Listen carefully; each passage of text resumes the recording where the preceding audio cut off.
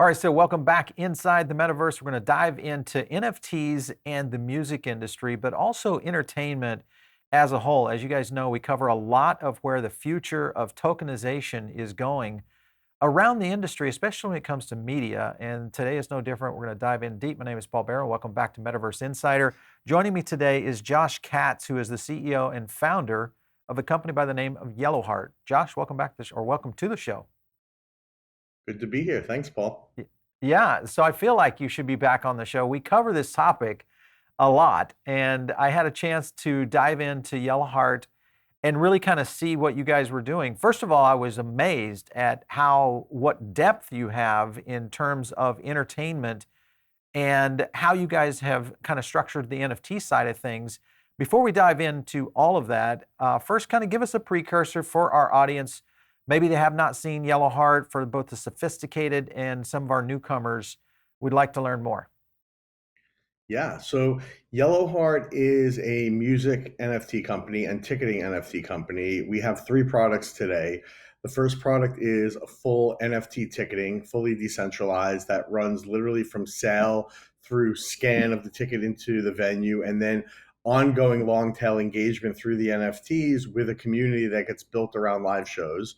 We then have pure collectibles, which are music based for the most part, where we're doing some sports. We've worked with the Big East, but also mostly music collectibles. And then we're also building out community tokens for a lot of brands and artists as well. We've done those for Zoo, Maroon 5, the Big East basketball tournament, people like that. So you guys have a lot in the way of artists coming onto the platform. Before we get into some of those details, I want to get your opinion on a few things, especially around entertainment, because this is something that we're seeing more and more creators that have, I think, come to the understanding of how blockchain works and have started to see the real opportunity here. When you look at that and the overall entertainment industry, where would you score it right now on a 1 to 10 of artists truly understanding the kind of opportunity that is in front of them right now? I think we're still at one, maybe even Wow. sub Okay. one, where I think there's a subset of artists that have embraced, blockchain, particularly NFTs. These would be mostly, digital artists and Hmm. artists that are putting out profile picture drops and other great artistic works that are being memorialized, sold across OpenSea and other platforms. I think that music is getting an early understanding of it now, but doesn't understand how relevant this technology is to the future of all content and IP ownership and monetization. And once the artists start to get a better education of that, and it's going to come through use cases, I think that the floodgates will start to open and will quickly go from 1 to 2 to 3 to like Yeah. 7, 8, 9, 10 quickly. Sure. Very similar to how social media took off, for how artists started to really utilize social media in the early days of social. It wasn't, they weren't as fluent in it. And, now we've got social media masters when it comes. I would say maybe the entertainers now are probably some of the best accounts out there in terms of the use case scenario. So I do agree with you that it's just a matter. And the good thing is for anybody watching this show, is they understand they're very early in, especially around NFTs, the metaverse, and how we'll see all of this stuff connect for the entertainment industry. Talk to me about the YellowHeart protocol from the token side, because I know the company working toward the NFT side, working with artists, all that, but at the same time, you have a protocol over here. Explain the two and how they connect. Yes. So the YellowHeart Protocol is a protocol driven by the new native token Hearts, HRTS, which is going to be available outside the US starting next week on Bittrex Global and then other exchanges coming. YellowHeart, the company US based, is just the first user and the technology partner in the protocol and the YellowHeart Protocol Foundation, with hopes that this Hearts token and the protocol will enable us and other technology builders and other use cases and other contributors to come on and use this protocol to really create a peer-to-peer network that could grow and expand and really benefit creators, artists, and also fans.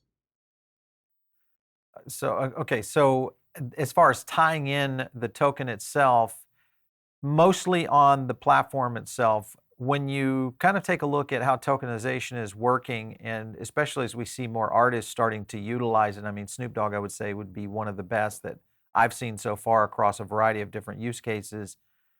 Is there certain aspects of the ticketing side of things? I know you guys are trying to reinvent how ticketing is going to work, especially from an NFT standpoint. Explain to me how YellowHeart will work with ticketing for the future, especially when it comes to Web3. Well, we are already fully ticketing in Web3. And what it really means around ticketing is that NFT ticketing allows for much greater engagement, where historically a ticket has been a proof of purchase, a receipt, a barcode for entry, and then it dies. With our Mhm. ticketing platform, we allow for true engagement and community building of the fan base.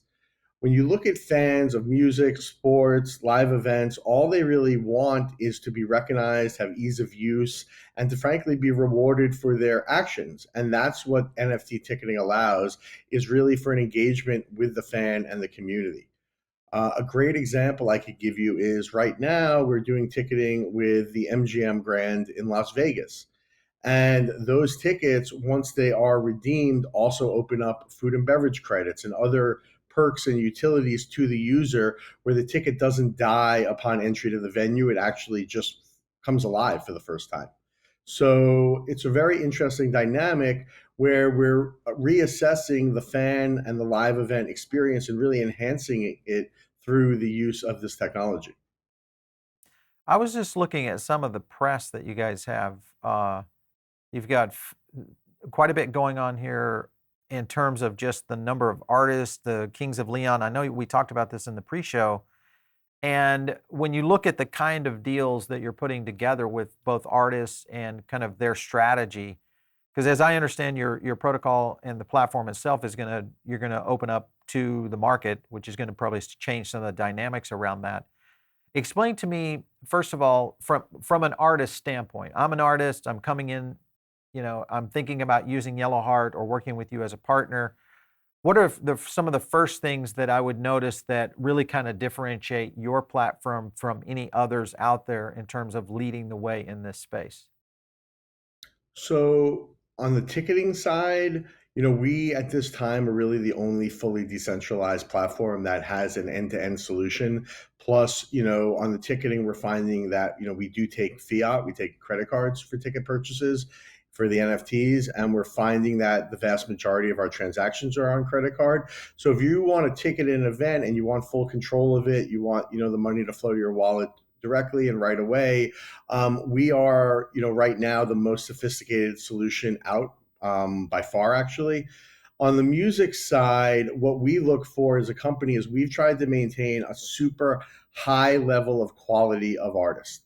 And if you look at, from XXX Tentacion, Maroon 5, Jerry Garcia, Brandy Carlisle, Disco Biscuits, even, Daniel Donato, who's like an emerging artist out of Nashville right now, who's, going to eventually probably go on to be something, much bigger than he is today. But what the overriding, theme is the highest quality and caliber artist. You kind of hinted at the fact that YellowHeart in the coming quarters will be opening up to self minting, allowing artists to come on and mint their own NFTs, both music, video, also tickets, community tokens, and really do their own minting. Once again, what we're doing, and the Hearts and the YellowHeart Foundation protocol are going to be part of this, is a filtering mechanism where we're not getting spammed. If you Mhm. look at, some of the existing platforms, many of them that open up to self minting are plagued with spam. And Yeah. one of the things that we're using the tokens for, and we're also really putting in place right now, is a way to keep super high quality music where everything content wise is top notch. Yet we're opening it up to everyone to have an opportunity to come on and sell their product direct to fans. I think this is going to be a boom for the industry, especially in the digitization and the Web3ification of what we'll see in music and entertainment. When you look at the markets, where do you see the most growth? Obviously, music is going to be a big part of this. What about things like comedy or other, other acts within the entertainment industry? How would those start to play into this, and is there a future for that on YellowHeart? Absolutely, and I'm happy you're bringing up comedy because it is a sector that we're actually building right now. We think that anybody that owns IP should be basically distributing it through NFTs. It allows for the memorialization of ownership. It allows for direct payments. It allows for proof of authenticity, that it's the real deal coming from the source, whether that's a musician, a comedian, a movie maker, a short filmmaker. It doesn't really matter. This format just needs to grow past what we see it as today. When we look at it today, it looks like profile pictures with utility. It looks like the music that we're doing, which I believe in years to come, we're going to look back and it's going to look very lo-fi, as these Hmm. early NFTs are today. But anybody that's holding any type of IP, NFTs are really your best friend, and you should be digging in deep on figuring out how to use them to distribute that IP. Do you see? Okay, so that's a good point, I think, because you're right.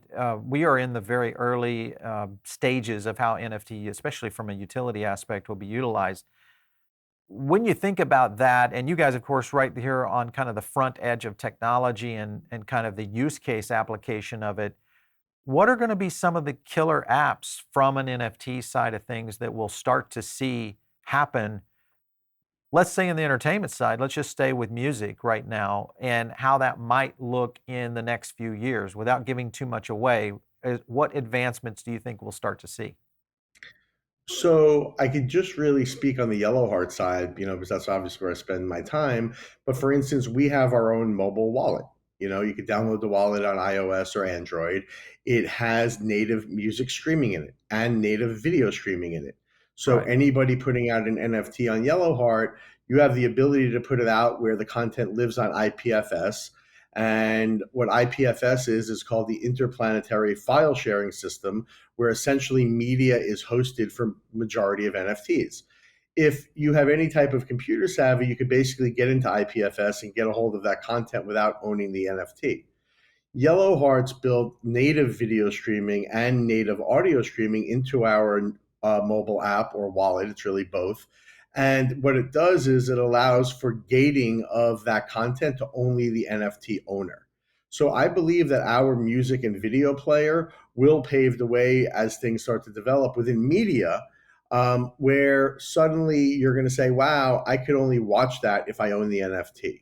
And this will translate way past music. This will go to, as we mentioned, comedy. It will go into all types of intellectual property where you'll be able to, the same way you can only watch a streaming service if you're a subscriber, you might be able to only watch certain videos if you actually own that NFT. And it takes it back to a second monetization ability where right now performers are getting, that river of pennies of streaming that keep going on. And this opens up basically another format where in the past there's always been multi-format. If you think back when the delivery of music, you'd have cassette, LP, then CD with video, VHS, beta, then it went to DVD, and you'd have to basically buy that. Then everything kind of went to an all-you-could-eat buffet with content, where content was completely devalued. Where for $10 a month, you could watch every movie ever made or listen to every song ever made in a library, and they almost became loss leaders for these massive subscriptions. Now we're moving a trend back where artists are able to take this IP, which is really valuable to them, but has been devalued by, the streaming platforms, and they're able to monetize it to their fans. And that's going to be a big move forward where artists say, you know what, I'm not going to put this up for free for everyone to go get where I maybe get a little bit of money. I'm going to sell it to my core fans first, and then we'll go out to a major streaming platform. But I'll monetize that core fan base first. I like that strategy because I think this is something that we'll see happen in a lot of the creator side of things. I think the expansion opportunities here, especially from the NFT side of things, is pretty amazing, and we are just now learning what we don't know in terms of what the evolution is going to be when it comes to tokenization. When I'm looking at your website, I was jumping through a couple of things as you were mentioning these.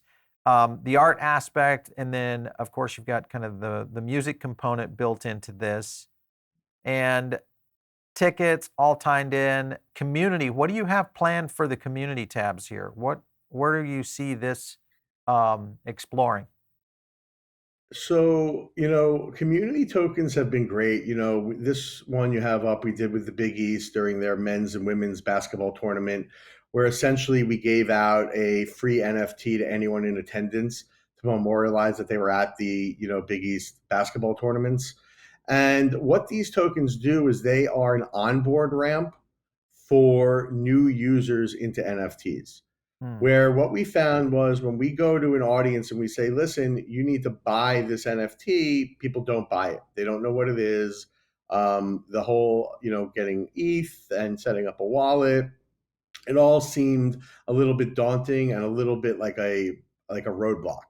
So what we started doing, we actually launched the Red Rocks with the artist Zoo in May of 21, was free tokens that basically allowed people to get their first NFT for free and join a community, whether it's the Big East community, the Zoo community, the Maroon 5 community. We've done it with Brandy Carlisle for her community, but it allows the fans to basically get a YellowHeart wallet with a free NFT in it, and it basically lets them just play around and own an NFT for nothing, plus join a community from their favorite artist. And the whole purpose is for those artists to keep feeding the community.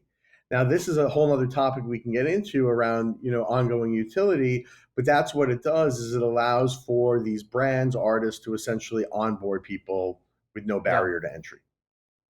I was looking at your lineup of just some of the partners on a major artists: Maroon 5, Julian Lennon, Jerry Garcia, Zoo, Triple X Tenacion, and then Disco Biscuits. So you've got a pretty good array of well-known artists.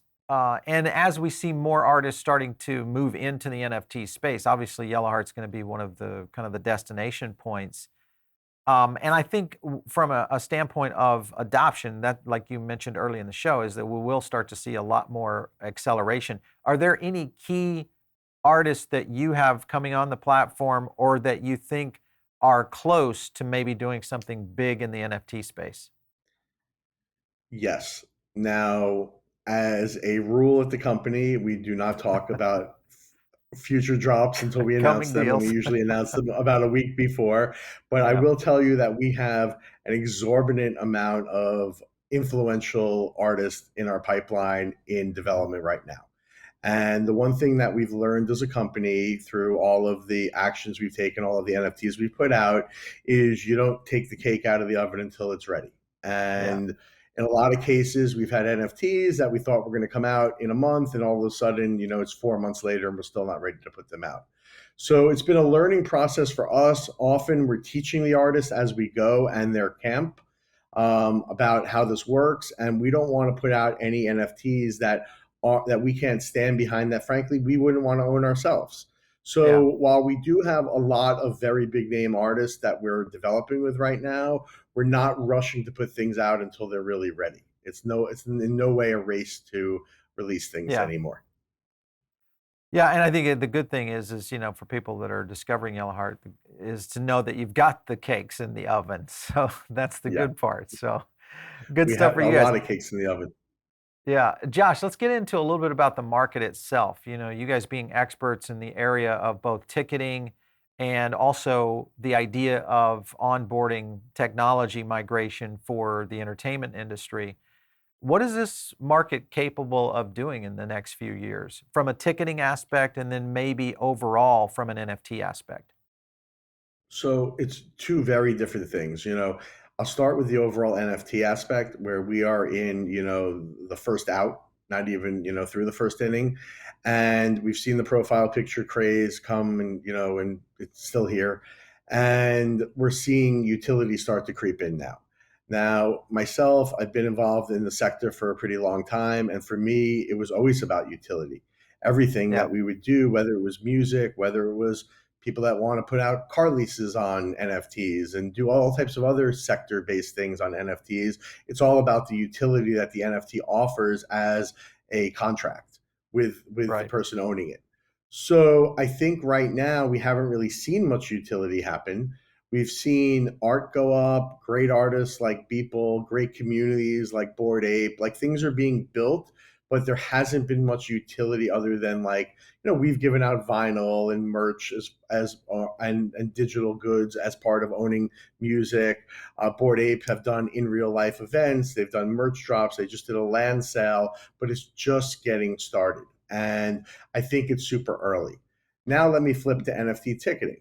NFT ticketing for us is definitely the future for sure. There's no question that all tickets will run on NFTs, like many other digital things will run on NFTs, but it's early days. And what we really have running against us is the incumbents, meaning the Ticketmaster, Access, some of these major ticketing companies that have had monopolies over major venues for years, and they are not looking to move into NFTs that quickly. So what we're seeing as a company is we're seeing lots of owners of teams, of arenas, of venues, and leagues calling us separately saying, hey, we love NFTs. We think this is the future. When are you ready to do this at scale? And for us Yeah. as a company right now, we're in MGM in Vegas working with them. We have a bunch of other things that we're ticketing now, but it's really a growth item still. And we don't think NFT ticketing will start to scale until at least 24. We think there's at least another year and a half of learning and of growth. We're leaders in the space, and we're seeing our product have to evolve as it gets use. As far as I know, and I could be wrong about this, I do think we're one of the only commercially available NFT ticketing products that's purely decentralized right now. I know there's a few others that are just not decentralized but are calling themselves blockchain. And as we do this and as we're in the wild, we're getting true users using the product. We're in Las Vegas and we're watching just complete, out of the test, net, people literally using it. And every day that people use it, we're having vast learnings that we're putting back into the product. So it's going to take a little more time, but ticketing definitely will start to scale in the coming years. I like the approach that you guys are taking in terms of trying to step through the process of how growth is going to happen, especially from the NFT side of things. Because I still think there is a certain amount of maturity that has to occur both from the market side, but also maybe even from the technology side. We've seen a lot of Yeah. scenarios. We just saw what happened with Bored Ape and Ethereum this last week. There are some hiccups that do occur in these large mints. With that being the case, and if you look at the overall ticketing market, let's go outside of the entertainment venues for a second.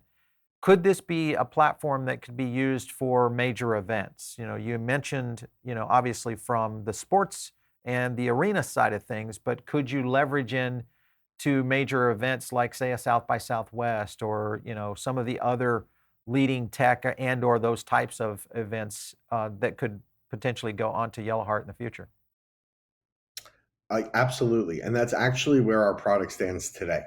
Mhm. Big events, GA, we have seated ticketing done for NFTs, but it's in testnet still. But yeah, we absolutely could be ticketing those types of events now. And what we're really looking for is we're looking for the NFT and crypto community to get behind our ticketing and use it. Right. And we've Yeah. spent a lot of time out speaking with crypto conferences, with NFT conferences. Most have been very obliging and into working with us, whether it's for this coming conference or the next one. And we're looking, frankly, for our inner circle, our inner community to really support what we're doing right now around all of these types of conferences. So to answer your question, yes, YellowHeart ticketing is not just about major venues. It is about ticketing everything. It could be a Yeah. conference, it could be an event, it could be really anything, and just anyone that wants to memorialize it with an NFT, and then hopefully add utility to it. Mhm. Yeah. Is there a plan from, because I see the merge between the ticketing side and the entertainment side from an artist point of view, but is there a potential there, let's say from an event, I'll just go back to South by for a second and kind of what they've been able to do. Let's stay on the conference side of it, not the music side of it, because that would be I think a natural, evolution of doing to true NFT ticketing and then integrating it somehow. But Could events eventually come in and start minting NFTs for use case utility on some sort of thing that's happening at the event within the new platform that you're using for artists to mint their own NFTs? Would you see that scaling to other areas of content? Absolutely. And that's exactly Okay. where we're headed. Wow. Where, Okay. think about South by Southwest issuing a ticket, say it's for the music portion of South by Southwest. Okay. And then that ticket acts in what we call a mother-daughter relationship, where it acts as the mother. And as content is happening through the festival, maybe it's continually being delivered out to that NFT, where that NFT evolves and changes over time. And each day you spend at the festival, based on where you maybe scan into each different event you go to, that content is delivered to you and you're given that content or the opportunity to maybe buy an NFT of that content. So it really can scale. And where we're looking to head as a company is really to a self minting model where we're allowing people to control their own NFTs. And a festival like South by would be an ideal candidate where they could issue their tickets, and those tickets actually then act as a key to lots of other media, merch, Sure. access, utility, all types of cool stuff through the event where maybe, hey, I have that event and now there's an announcement of some massive artist playing in a small venue and who's getting into that one. Well, you know what? We're going to do a raffle to people that are holding the NFT ticket, and suddenly entry to that event is dropped into your wallet. So it could get, we could get about as creative as the conferences want to get. And hopefully they will start to have a better understanding of how these NFTs can be used and be willing to go out and actually, push those boundaries. And that's really the partners that we're trying to look for right now. Yeah, I think it's going to be, we'll see. I think there will be more adoption coming this year, and especially in 23. I think there will be enough of, like you mentioned earlier, some use cases, some good pilots out there that start to show, hey, this is how it's done. It's a very successful model. In fact, it opens up a lot of avenues in terms of opportunity for you. So definitely, I think the opportunity is definitely coming very fast. Josh, last question for you, and that is roadmap. Often when we talk to projects like yours, the near-term roadmap is very important because we're seeing, a little bit of a volatile crypto market right now, which usually bleeds over into other related NFT markets. What do you see in the near-term roadmap for YellowHeart, at least right now, and then maybe some big achievements for next year? Yeah, near term is we are going to be opening up self minting, as I mentioned. And we think that, right now, YellowHeart has been a highly curated, bespoke platform where we have our tickets, our community tokens, our NFT drops. And those have been, picked by the team at YellowHeart and who we Yeah, work with based off of speaking to those artists and their team, seeing if they're doing this for the right reasons and if they really could go the distance. And we believe that the tools we're creating now will allow for creators to come on and self mint and basically control their own careers, sell tickets, build yeah, communities, sell collectibles, give away collectibles, give out airdrops, do all types of really cool things, but do it on their own. So, earlier you had touched on social media, and that's a really important fact because when you look at artists, musicians, creators, the reality is that they have access to their fan base through social media every day. They could send a yeah, message to all of their fans in a second. So now, if you look at the disconnect, where they used to use a huge team to reach all of their fans, called PR and marketing, all of those things. Now they could do it right through social media, sitting on their couch in their house. So then they go to sell their content and they have to go through all these other third parties. So now when you move to NFTs and you look at a platform like YellowHeart and other platforms where you could self mint, artists will be able to go on, mint their own content that they created in their home studio, stick it up for sale, tell their fans on social media, and sell direct. The money goes right to their wallet upon the transaction, and they never look back. So essentially, what happens is you start to create a universe and an ecosystem where artists, creators, musicians can sell direct to their fans. Hmm. and everyone lives in harmony. And a Yeah. lot of third parties that were rent seeking are suddenly eliminated. So that's really where our roadmap is headed towards that vision. That's a big one. I think you're right. There is such a dynamic that's starting to appear in the entertainment side. It's been appearing for a while, just obviously with the I think the emergence of social really kind of started to separate it quite a bit, and artists started to realize that direct connection to your mention. But you're right. I think this is going to be the next phase. We're going to see a complete shift in the entertainment business very soon. It looks like you guys are going to be a part of it. Hey, Josh, it's been great having you on the show today. We really appreciate you stopping in. Great to be here. Thank you for having me. Excellent. All right, you guys are tuned in over on the podcast right now of things here on Metaverse Insider, but we also have another great show, and that is TechPath Crypto. Make sure and search that one out. It's for more of our traditional crypto market research, a lot around what we call the Crypto Power Index. Make sure and check that out. Also, jump into the Diamond Circle right here on Metaverse Insider. It's some of the ways that we do everything from our metaverse tracking in terms of tokens. It's also where we break down a ton of analysis on different projects on NFTs. The blockchain gaming world, of course, is big here on this show. Make sure and drop a few comments below if you have some ideas that you'd love to see us cover here on the show. Happy to look at that. And if, of course, if you want to reach me, it's out on Twitter at Paul Barron. We'll catch you next time right here on Metaverse Insider.